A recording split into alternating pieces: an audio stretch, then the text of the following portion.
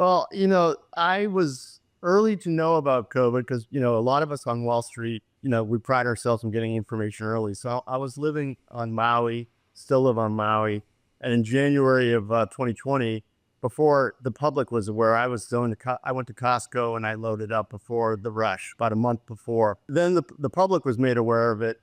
And so I was scared early, but then, like yourself, quickly turned on a dime when I realized that this was not a dangerous virus. The other thing that occurred to me was in October, November, and December on Maui in 2019, there was a bug, quote unquote, bug going around, and people were getting laid out, but there were no deaths.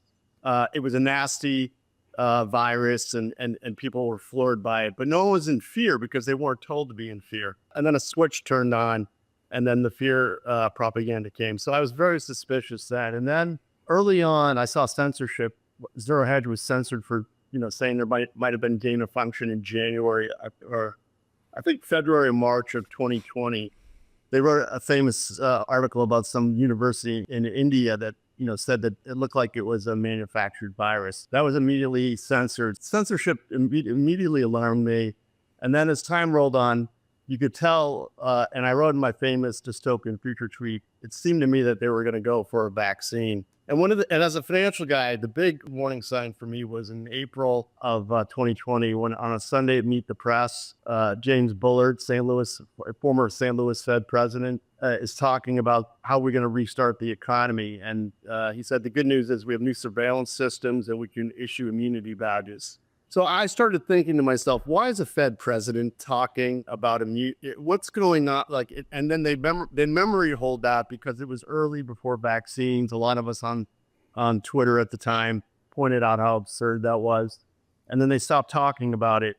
And I remember saying vaccines are coming. That's the solution. And people they called me a conspiracy theorist. Then sure enough, a vaccine was the solution. In hindsight, we learned they were suppressing early treatment protocols like ivermectin, hydroxychloroquine. And it was all about lockdown and wait for the vaccine solution. So and then, you probably saw what I saw in 2020.